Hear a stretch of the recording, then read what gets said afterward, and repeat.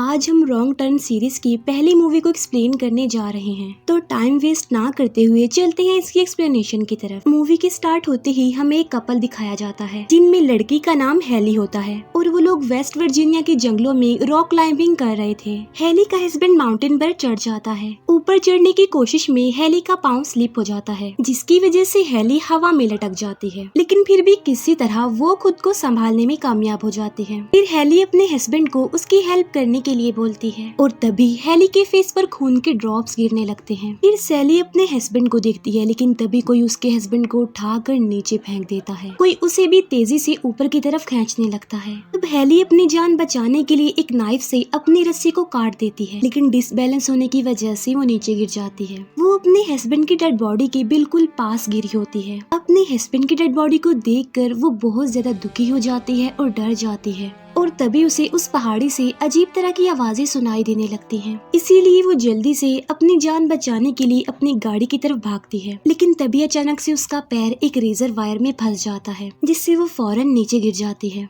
और तभी हेली को कोई खींचकर अपने साथ ले जाता है और वो चिल्लाती ही रहती है। और यहाँ पर हमें ये पता चलता है कि पिछले कुछ अरसे से वेस्ट वर्जीनिया के जंगलों में लोग गायब हो रहे हैं और इसमें कुछ डिफॉर्म कैनिबल्स यानी आदमखोर लोगों का हाथ है। इसके बाद सीन शिफ्ट होकर एक लड़के पर आता है जिसका नाम क्रिस होता है। अपनी जॉब के इंटरव्यू के लिए जा रहा था, लेकिन थोड़ी आगे जाकर वो देखता है कि ट्रैफिक जैम है। अब क्योंकि उसे देर हो रही थी, इसीलिए वो अपनी गाड़ी से उतरकर एक ट्रक ड्राइवर से जाकर पूछता है। वो ट्रक ड्राइवर क्रिस को बताता है कि 5 मील दूर एक ट्रक उलट गया है और इस ट्रैफिक को खुलते खुलते 5 घंटे लग जाएंगे। अब क्योंकि क्रिस इतनी देर तो वेट नहीं कर सकता था, इसीलिए वो अपनी गाड़ी को घुमाकर वहाँ से निकल जाता है। वो कंपनी में कॉल करके ये इन्फॉर्म करने की कोशिश करता है कि वो लेट है, लेकिन वहाँ पर सिग्नल्स ना होने की वजह से फोन कट जाता है। तब क्रिस कॉल करने के लिए फोन ढूंढते हुए गैस स्टेशन पर पहुँच जाता है, जहाँ पर उसे बहुत सारी गाड़ियाँ दिखाई देती हैं, जो कि एक अजीब बात थी क्योंकि वहाँ पर दूर दूर तक कोई इंसान नजर नहीं आ रहा था। वहाँ पहुंचकर क्रिस को गैस स्टेशन का ऑनर भी दिखाई देता है, जिसे देखकर ऐसा लग रहा था कि वो नॉर्मल नहीं है बल्कि वो बीमार है। अब क्रिस अपनी गाड़ी से उतरकर वहाँ के फोन से अपनी कंपनी में कॉल करने की कोशिश करता है, लेकिन अनलकीली वो फोन खराब था। तब क्रिस उस गैस स्टेशन के ऑनर के पास आता है और शहर जाने के लिए वो उसे किसी दूसरे रास्ते के बारे में पूछता है, लेकिन गैस स्टेशन का मालिक उसे कुछ भी नहीं बताता क्योंकि वो तो किसी काम का ही नहीं था। तभी अचानक से क्रिस की नजर वहाँ पर लगे एक मैप पर पड़ती है, जिसमें क्रिस को शहर पहुँचने के लिए एक कच्चा रास्ता दिखाई देता है। तब क्रिस उस गैस स्टेशन के ऑनर से उस कच्चे रास्ते के बारे में पूछता है और अपनी गाड़ी लेकर वहाँ से चला जाता है। आगे जाकर उसके सामने 2 रास्ते आ जाते हैं और तभी उसे गैस स्टेशन के ऑनर की बात याद आ जाती है कि उसने मुझे कच्चा रास्ता लेने के लिए कहा था क्योंकि वो एक शॉर्टकट रास्ता है, और इसीलिए वो उसी रास्ते पर निकल पड़ता है। और यहाँ पर हमें इस मूवी का टाइटल दिखाया जाता है रॉन्ग टर्न, यानी इसका मतलब ये है कि यहाँ पर क्रिस ने रॉन्ग टर्न ले लिया था। आगे जाकर क्रिस रोड साइड पर एक मरे हुए हिरन को भी देखता है। उस हिरन को देखने की वजह से क्रिस की गाड़ी सामने खड़ी हुई एक गाड़ी से टकरा जाती है। क्रिस की जान बच जाती है और उसे कोई चोट भी नहीं आती। वो दूसरी गाड़ी कुछ कॉलेज स्टूडेंट्स की थी, जो की आवाज सुनकर वहाँ पर आ जाते हैं। क्रिस उन लोगों से माफी मांगता है। फिर क्रिस उनसे पूछता है कि तुमने अपनी गाड़ी को सड़क के बिल्कुल बीचों बीच क्यों खड़ा किया हुआ है। तब उन फ्रेंड्स में एक लड़की जिसका नाम फ्रेंसिन होता है वो बताती है कि किसी ने एक रेजर वायर को सड़क के बिल्कुल बीचों बीच फेंक रखा था, जिसकी वजह से हमारी गाड़ी का टायर फट गया। तभी उन फ्रेंड्स में एक लड़की जैसी बोलती है कि ये सब कुछ किसी ने जानबूझकर किया है। जैसी ये भी कहती है कि हमें उस गैस स्टेशन पर जाकर हेल्प के लिए किसी को कॉल करनी चाहिए। ये सुनकर क्रिस कहता है कि कोई फायदा नहीं है वहाँ पर जाने का, मैं वहीं से आया हूँ और वो फोन खराब है। वो लोग पैदल ही वहाँ से निकल पड़ते हैं, लेकिन उनके साथ फ्रेंसिन और उसका फ्रेंड नहीं जाते, बल्कि वो गाड़ियों का ध्यान रखने के लिए वहीं पर रुकते हैं। रास्ते में उन लोगों को एक मरा हुआ नेवला भी मिलता है, लेकिन वो लोग इस बात पर ज्यादा ध्यान ना देते हुए आगे बढ़ जाते हैं। आगे जाकर वो देखती हैं कि किसी ने एक जगह पर टायर जलाए हुए हैं, वहाँ पर कोई भी नहीं था। क्रिस को वहाँ पर कुछ भी ठीक नहीं लग रहा था, इसीलिए वो उन लोगों को आगे बढ़ने के लिए बोलता है। फ्रेंसिन के फ्रेंड को झाड़ियों में से किसी की आवाज सुनाई देती है और इसीलिए वो चेक करने के लिए वहाँ पर जाता है। तभी फ्रेंसिन देखती है कि उसका फ्रेंड वहाँ पर नहीं है और अब वो अपने फ्रेंड को ढूंढने लगती है। अपने फ्रेंड को ढूंढते ढूंढते फ्रेंसिन को उसका एक जूता मिलता है, जिसके बाद फ्रेंसिन अपने फ्रेंड का कटा हुआ कान देखती है। ये ये देखकर वो शॉक्ड रह जाती है और डर जाती है, इसीलिए वो डरते डरते पीछे हटने लगती है। लेकिन तभी एक भयानक आदमी पीछे से आकर उसे दबोच लेता है और उसे बहुत बुरी तरीके से मार डालता है। फिर वो चारों लोग चलते चलते एक कैबिन के पास पहुंच जाते हैं। यहाँ पहुंचकर वो लोग बहुत सारी गाड़ियों को देखते हैं,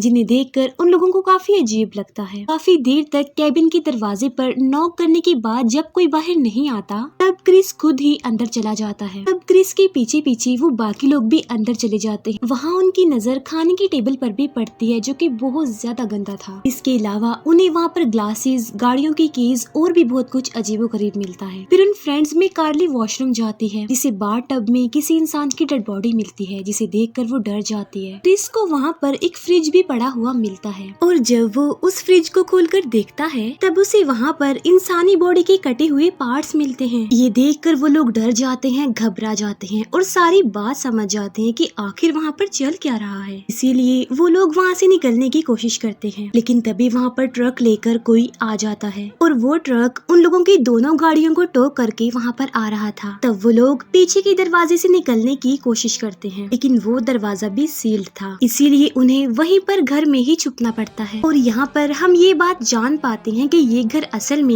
उन्हीं डिफॉर्म कैनिबल्स लोगों का है और वो डिफॉर्म लोग फ्रेंसिन की डेड बॉडी को लाकर वहाँ पर डाल देते हैं और ये देखकर वो लोग डर जाते हैं। फिर वहाँ पर 3 डिफॉर्म कैनिबल्स यानी आदमखोर लोग फ्रेंसिन की डेड बॉडी को उठाकर वहाँ से ले जाते हैं और काटने लगते हैं। ये भयानक सीन देखकर जैसे कि फ्रेंड कार्ली बस चिल्लाने ही वाली होती है, तब उसका फ्रेंड उसके मुंह पर हाथ रख कर उसका मुंह बंद कर देता है। फिर वो आदमखोर डिफॉर्म लोग खाना खाकर सो जाते हैं। तब ये लोग मौका देखकर वहाँ से भागने की कोशिश करते हैं, लेकिन तभी एक डिफॉर्म आदमी उन्हें भागता हुआ देख लेता है, जिसकी वजह से ये लोग डरते हुए वहाँ से भागने लगते हैं। फिर वो डिफॉर्म कैनिबल्स लोग अपना ट्रक लेकर उन लोगों को ढूंढने के लिए निकल पड़ते हैं। वो लोग भागते भागते एक ऐसी जगह पर आ जाते हैं जहाँ पर बहुत सारी गाड़ियाँ खड़ी हुई थी, लेकिन अफसोस की बात तो ये है कि कोई भी गाड़ी चलने के काबिल नहीं थी। लेकिन तभी उन लोगों को उनके ट्रक की आवाज सुनाई देती है और वो जल्दी से छुप जाते हैं। यहाँ पर हम उन डिफॉर्म कैनिबल्स लोगों को देख पाते हैं और वो डिफॉर्म लोग म्यूटेंट्स थे, जो कि 3 भाई थे, जिनमें मेन म्यूटेंट का नाम 3 फिंगर था,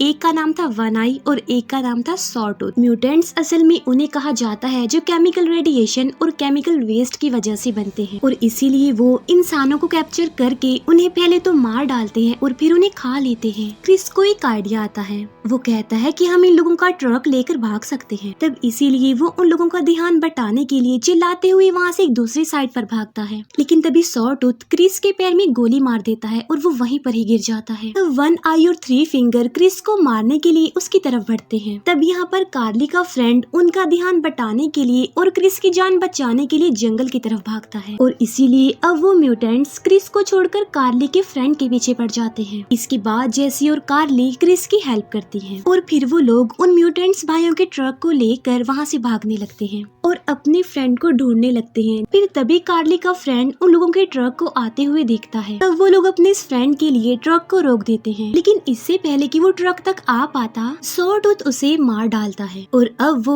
उन लोगों पर भी अटैक कर देता है, लेकिन वो जल्दी से वहाँ से भाग जाते हैं। फिर वो म्यूटेंट्स भाई कार्ली के फ्रेंड की डेड बॉडी को वहाँ से ले जाते हैं। थोड़ी दूर जाने के बाद उनका ट्रक एक जगह पर फंस जाता है, इसीलिए वो ट्रक से उतरकर पैदल ही आगे बढ़ने लगते हैं। काफी देर तक जंगल में चलने के बाद उन्हें एक वॉच टावर दिखाई देता है। उस टावर को वहाँ पर देखकर उन्हें एक उम्मीद नजर आती है। वो खुश हो जाते हैं और जल्दी से उसके ऊपर चढ़ जाते हैं। इतनी ऊंचाई पर आने के बावजूद भी उन्हें वहाँ पर कोई भी मेन रोड, कोई भी रास्ता दिखाई नहीं दे रहा था जहाँ से वो भाग सकते थे। जेसी को वहाँ पर एक फर्स्ट एड बॉक्स मिलता है, जिससे वो क्रिस को फर्स्ट एड देती है और उसकी बैंडेजेस करती है। उन्हें वहाँ पर एक रेडियो भी मिलता है, जिसे ऑन करके वो हेल्प मांगने की कोशिश करते हैं। क्रिस देखता है कि वो तीनों म्यूटेंट भाई भी वहाँ पर पहुँच गए हैं और उन्हें देखकर वो तीनों वहाँ पर चुपचाप होकर बैठ जाते हैं और उनके वहाँ से जाने का वेट करते हैं। लेकिन तभी उन्हें गलत टाइम पर रेडियो पर कोई रिप्लाई करता है, क्योंकि उसकी आवाज वो तीनों भाई भी सुन लेते हैं। इसीलिए अब वो भी उस टावर पर चढ़ने लगते हैं। तब ये देखकर क्रिस ऊपर आने का रास्ता ब्लॉक कर देता है। तभी अचानक से सब कुछ नॉर्मल हो जाता है और वो लोग समझ रहे थे कि शायद वो भाई वहाँ से जा चुके हैं, लेकिन तभी उन्हें वहाँ पर धुआं दिखाई देता देता है, जिसे देखकर वो लोग समझ जाते हैं कि उन्हें जिंदा ही जलाया जा रहा है,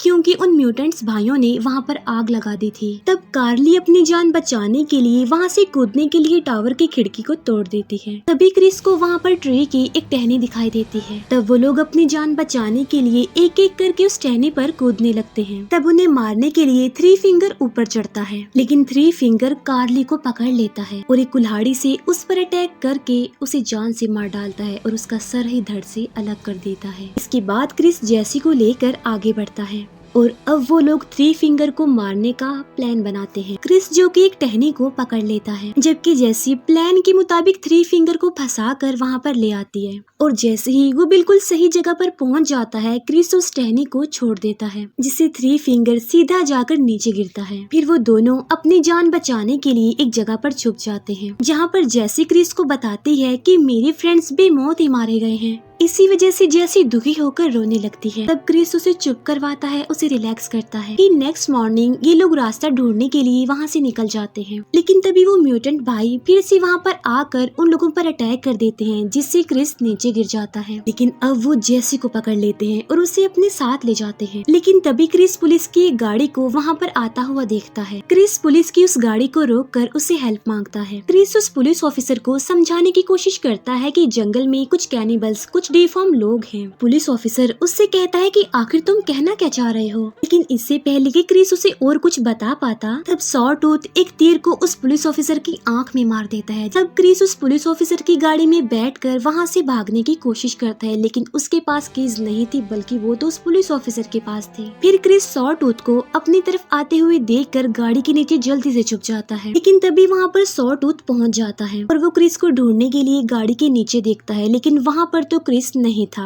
क्योंकि वो तो झाड़ियों में छुपा हुआ था। फिर सॉटूथ उस पुलिस ऑफिसर के डेड बॉडी को गाड़ी में डालकर गाड़ी स्टार्ट करने लगता है। तब क्रिस भी जल्दी से गाड़ी के नीचे लटक कर उसे मजबूती से पकड़ लेता है और वो भी उसके साथ चला जाता है। दूसरी तरफ कैबिन में जेसी को उन लोगों ने बांध रखा था। वन आई उसे मारने ही वाला होता है कि तभी सॉटूथ भी गाड़ी लेकर वहाँ पर पहुँच जाता है। पुलिस ऑफिसर की डेड बॉडी को अंदर लाने के बाद वो उसे काटने लगते हैं और अब वो लोग जेसी को मारने के लिए आगे बढ़ते हैं। लेकिन तभी क्रिस उनके दरवाजे पर आग लगा देता है और फिर वो गाड़ी लेकर अंदर आ जाता है और उस गाड़ी से वन आई को हिट कर देता है और बाद में वो सॉटूथ को भी जला देता है और एक टूल को उसके अंदर घुसा कर उसे इंजर्ड कर देता है। और अब क्रिस जल्दी से जेसी को आजाद कर लेता है, लेकिन तभी सॉटूथ उठकर क्रिस पर अटैक कर देता है और उसे मारने की कोशिश करता है, लेकिन तभी जेसी एक तीर से उसे मार डालती है। लेकिन तभी थ्री फिंगर वहाँ पर आ जाता है और वो क्रिस को मारने लगता है। यहाँ पर भी जेसी क्रिस की हेल्प करती है और वो थ्री फिंगर के सीने में हैचेट मार कर उसे मार डालती है। लेकिन फिर वो देखते हैं कि उन तीनों भाइयों में से एक भी नहीं मरा। इतना कुछ होने के बावजूद भी वो अभी तक जिंदा हैं। और मुसीबत की बात तो ये थी कि क्रिस के पास सिर्फ गोली भी एक ही थी, जिससे क्रिस फ्यूल टैंक पर निशाना लगाकर उनके घर में बहुत बड़ा ब्लास्ट कर देता है। तीनों म्यूटेंट्स भाई भी मारे जाते हैं। फिर ये लोग उन भाइयों के ट्रक में बैठकर गैस स्टेशन पर जाते हैं। उस ट्रक को वहाँ पर आता देखकर गैस स्टेशन का ऑनर डर जाता है, क्योंकि उसे लग रहा था कि उस ट्रक में वो म्यूटेंट्स भाई हैं। लेकिन उस गाड़ी में से क्रिस उतरता है और वो उस मैप को फाड़ देता है ताकि कोई भी उस रास्ते पर ना जा पाए। फिर ये लोग रॉन्ग टर्न से बचते हुए राइट टर्न ले लेते हैं, यानी इस तरह से उनकी जान बच गई। इसके बाद हम देखते हैं कि एक पुलिस ऑफिसर वहाँ पर इन्वेस्टिगेशन के लिए जाता है, जहाँ पर थ्री फिंगर उसे मार डालता है। इसका मतलब ये है कि थ्री फिंगर अभी तक जिंदा है। इतना कुछ होने के बावजूद भी वो नहीं मरा। और यहीं पर इस मूवी का द एंड हो जाता है।